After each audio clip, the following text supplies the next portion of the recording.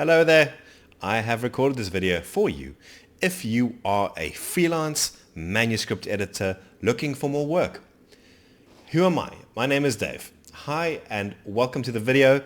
My job is to publish authors, and in my day-to-day work I have the pleasure of helping and working with many different manuscript editors. I think this week I am working with 4 different editors on 4 different publishing projects.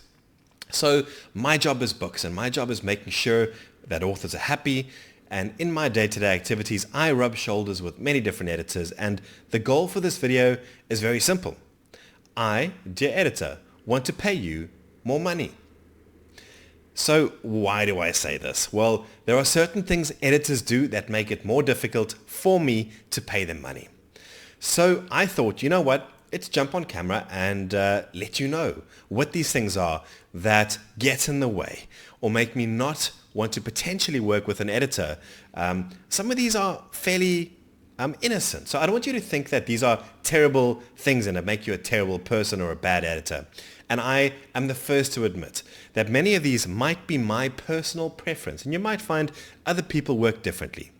I self-publish my authors, and we do work with a wide range of genres, authors, personalities. So I do acknowledge that my preferences might not be everyone's preferences, but I do hope that there is a nugget here that works and helps you win more business. If it does, the deal is that I want to hear from you. I want to know that this helped you. So let's jump in, because I know I don't have your attention for very long. So let's jump in and find out what is the first thing that an editor says to me that gets in the way of me giving them more business. So very simply, it's the editor who says, I'm too busy. I don't want to quote you right now. This is a weird one because firstly, if you're busy, I am so happy. That is awesome. I know that freelancer editing, like freelance anything really, is highs and lows. You're busy and then you're not. And I know how this impacts editors. So here's what I prefer to hear from an editor. What helps me, if I can say it that way, to hear from an editor rather than saying I'm too busy, I'm not going to quote you. Rather tell me that you're very busy, but if I'm willing to wait a week or two, then you can help. So the point here is rather pad your quote than turn me down completely. I hate being turned down. Who likes being turned down, right? So rather tell me, well, I can help you, but I'm going to need a week or 2 or maybe even 3 weeks. So padding a quote is definitely preferable to declining the quote completely. The second part, which is almost very similar to the first, is if you aren't excited or you are finding it hard to make time, maybe you're busy, or maybe the genre that I'm asking you to quote me on is just not very exciting, consider padding your quote as well in terms of your actual charge. Tell me, I would love to help you, but instead of charging you 30 cents per word, I'm going to charge you 33 cents per word. Now, you don't have to tell me that. Obviously, if I see that, I'm going to be sad, but just know you can. Again, I would rather see a quote from you than see no quote from you. So here's another idea that I wish more editors factored in. Here's something else when you are busy. Many editors, the thinking goes, well, I'm busy, I can't help you, you're going to have to find someone else. Now, what really helps me is when an editor has a plan for overflow.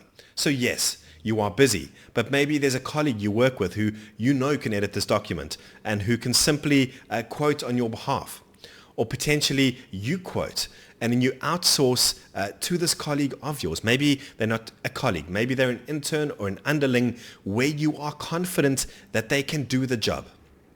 Again, it doesn't matter to me over much whether you are the one editing or whether you oversee the project and you outsource this to someone in your very close and trusted network. That's the fine print, is that I would only recommend you do this with someone you trust. In other words, I would hate to get an edited document where maybe it was an intern that did the editing work for you, to find embarrassing mistakes. So have a plan for overflow.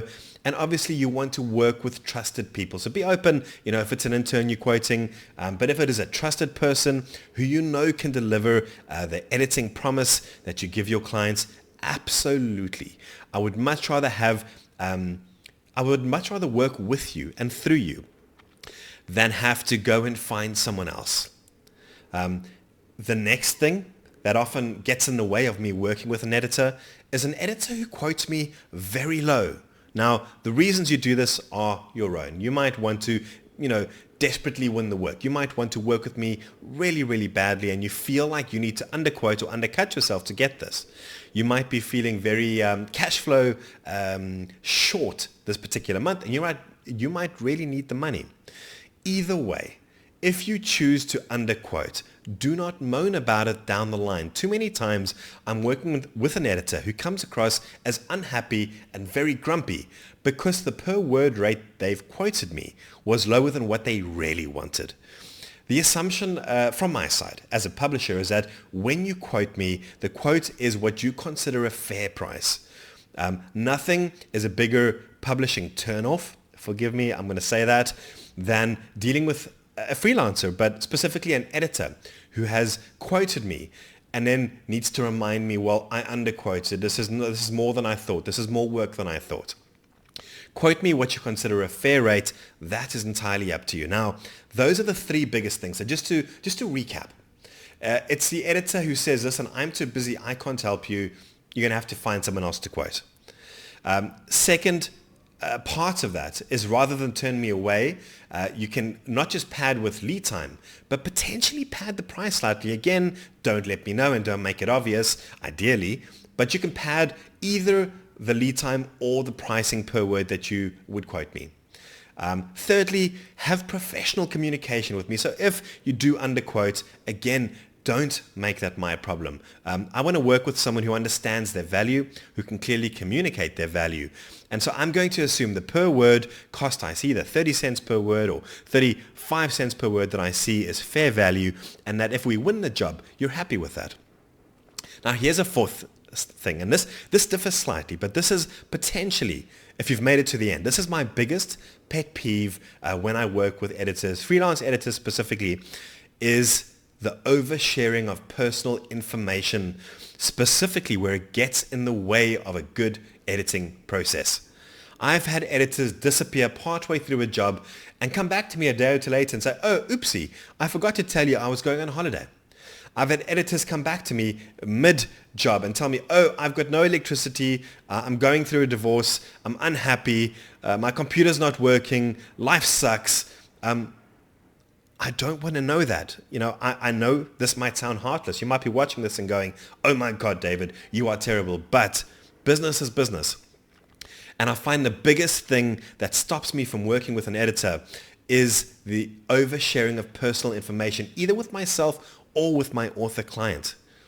Yes, ups and downs will happen. And sometimes they do impact timelines. And yes, you do need to let myself and both the customer and myself know that you might need a few extra days. However, the fact that you're going through a divorce and that your partner took your laptop and that your dog is sick and needs to go to the vet, do we need to know all of that?